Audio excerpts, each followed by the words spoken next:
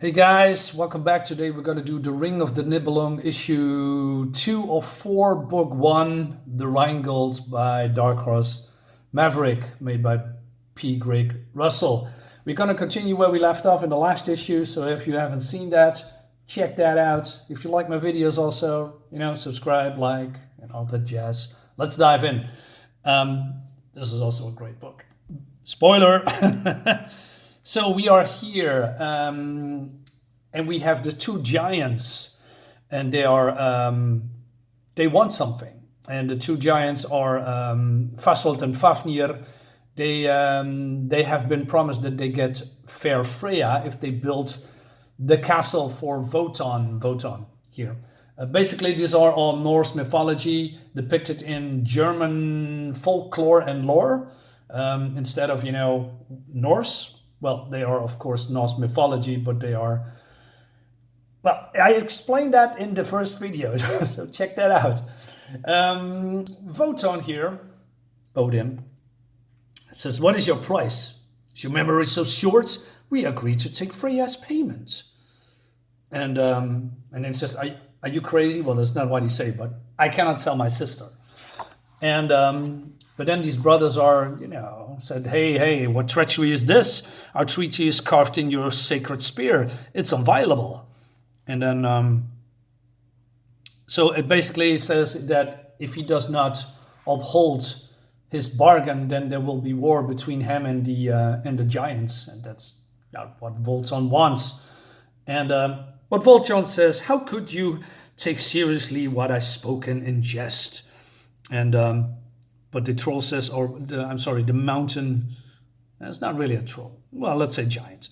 Now you mock us. Your proud race reigns in beauty, and yet you have foolishly bartered that loveliness away. For what? Our lives, our hearts, we sweat away our days and bruise our bodies to win a gentlewoman to brighten a brutish home. But then the other giant says, stop this chatter, brother. She may be beautiful, but her real worth is the golden apple she alone can grow. They give God's eternal life, so if we take her, we also kill him. And then he says, well, so what is your answer? Some other price. No, only her, says the troll, and they are taking her. But before they can grab her, she's been taken away by 4. In this comic, they call him Donner. I'm not sure who this is. I believe Balder? Could be, not entirely sure. And he says, hey, brother, help me test the weight of my hammer. Basically, they want to kick their asses. But so they are taunting each other, but then Voton interferes. And he says, they have sworn an oath on my spear. You may not attack them. But then the trickster god Loge, comes, and when I fought Loki, I depicted in my head his image in my head is way different than here on paper, and yeah, this suits him. He's playful, he's the trickster god, he is mischievous, etc. And Voton was waiting for him because he said that he probably would help Voton to sway these giants to help, to pick another price or something. And but Loge, trickster god as he is, he says, well, I look at the castle, and the castle has been done very good, and they worked hard. And so Fasolt and Fafnir are worthy of their hire. And they are smirking here, basically saying, yeah, we done a job, and now we want our price.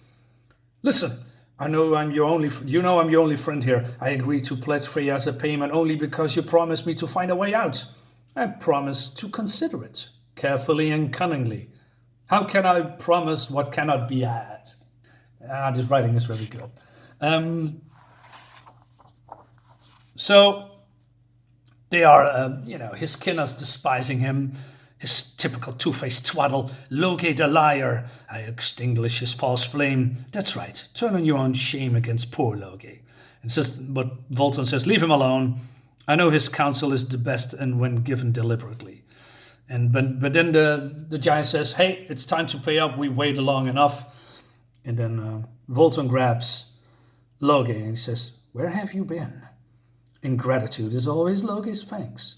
So he says that he is traveling through the world looking for, the other prize that the giants may be interested in, looking for another wife, another beautiful companion. But he says, "I search through the earth and the air and sky and sea for for that which man prize more highly than the beauty of a woman, in vain." What are you babbling about? He says, "Simply that love is the highest good of all men I met, except one." I love his face here. And he says, "Elberich, the Nibelung dwarf, renounced love to gain the Rhinegold." And these trendies, they look at each other. And as in the last issues, but we see here Loge with the mermaids, they besiege him to ask Voton to get the Rhinegold back. "Are you mad?" he says. "I am desperate need here. I cannot help anyone else." But these giants here, the gnome has already done us a great harm and yet always eludes capture. And if the gold gives him even greater power. "Loge," one of the giants says, "why does the dwarf want the god so badly?" "Aha," he says. "It seems a lovely toy for the water spirits, but when it shapes into a ring, it gives its owner great might." Indeed, such power as would give its owner mastery of the world. They think, interesting. Well, the brothers here looking at them suspiciously. And so it seems that, well, the ring can do many, many things. And but Voton says, "Yes, it seems to be wise to have this gold. But Loge, how to forge this ring?" Well, it's already been forged, that we're gonna see later, because the dwarf uses his smithing. Well, dwarves are smiths, and they turn it already into a ring. But he says, "A magic spell alone will avail. No one knows the spell. But it is instantly revealed to the man who renounce the sweetness of love. Too high a price of power." Haha, too late anyway. Albrecht used the spell and now where's the ring? But there's a way to get it back. He said, "That devil will rule us all if we don't get the gold from him." "I must have that ring," says Voton. "But surely it can be had now without renouncing love." "Oh yes, quite easily. Child's play, really." "So tell us how." "By theft." He's, saying that triumphantly. Great. This is good. This is a cool character. And they all staring at him, bewildered. Except, "You simply steal what the thief stole, but carefully. It takes great skill to capture him, and then you can return the gold to the Rhine where it belongs." "The Rhine? What does the Rhine have to do with me?" he says. Voton says. But then Freia says, "May it mean nothing to you. Many men has been sent to the watery grave by the river daughters." But then you see these two conspiring, behind the backs of the gods. He says that the god is worth more than the girl. We can command the immortality with this toy. So they want to change the bargain. He says, "Bring us the gold or the ring," and then they leave Freia go. And he says, "Are you dull minds? I can give you what I don't have." And but he says, "Hey, we built a castle. Surely you can get a ring from a dwarf." And then Voton insults them, calls them stupid, and then they are fed up and they take Freia and he says, "You have only one night or by the evening, and if you don't bring the gold or the ring, they will never see her again." And then they are, taking her. And I thought to myself, why is nobody intervening? But then they try to do it, and then this happens. They becoming stiff, cannot move, feel weak. And then Loge here Come forth, Donner. Freya's calling. What is wrong? And then we see also the change in color that I like. It feels like a little bit more ominous. Color palette is beautiful here. I really like the color palette. And color can tell a story too if you craft it carefully. And this books here has been beautifully done. Soft, nice, lovely colors, if you will. But also it can also change into something way different. So Loge turns around. He says, Vrouw, you give up the chase so soon? Donner, is your hammer too heavy for your hand? And Fricka says, Voton, our husband, what is happening to us? And now I see what's wrong. You have not eaten Freia's golden fruit today. This face again. So it seems that they have to eat Freia's golden apples to, to still be immortal or something like that. But now that the fear is now also, Loge explains, that the garden, because this is some kind of a garden, and without Freya, nurturing the tree or something like that, the apples will fall, it's gonna rot, it's gonna, seep into the ground, and then the tree can be sick, which means bad news for the gods. And it says, at long last, your godlike light will fade away. And then, Loge, we need to go to Nibelheim to win the gold. An amazing turn of events, because, he is probably not as weak as the others, because he's a god. He's the god. So these two going on an adventure, and he says, hey, should we go to the Rhine? No, not that way, he says.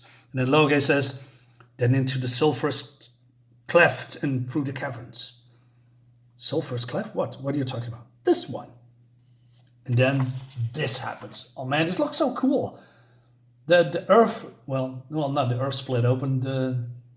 The mountain is split open by, lightning?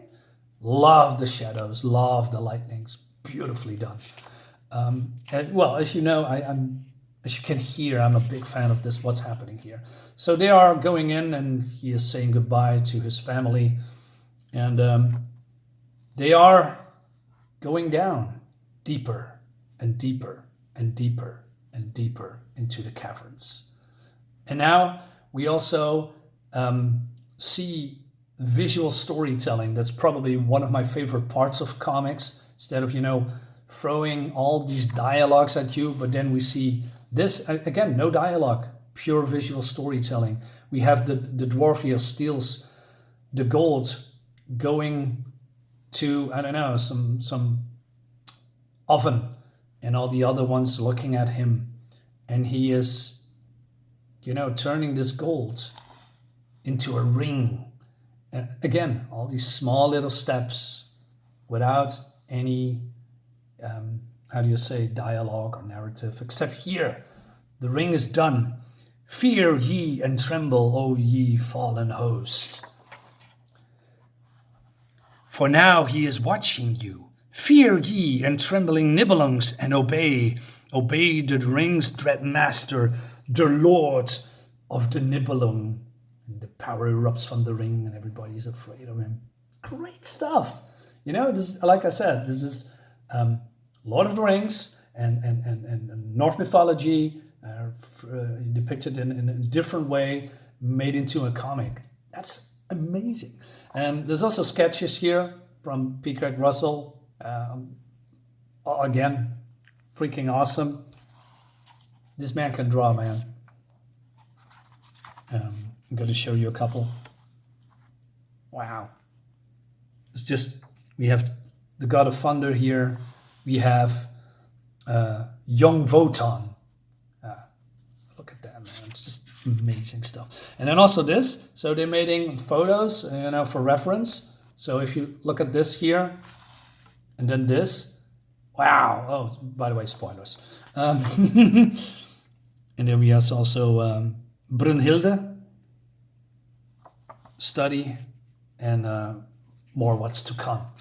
Yeah, great stuff. I really love this book. This is I love high fantasy or high, real fantasy and science fiction, and this tickles all my boxes, if you will. Guys, yeah, this is it for today. Hope you like the video. Tell me what you think about this comic. Are you interested or not at all? Let me know in the comments below, and I'll see you next time. Bye bye.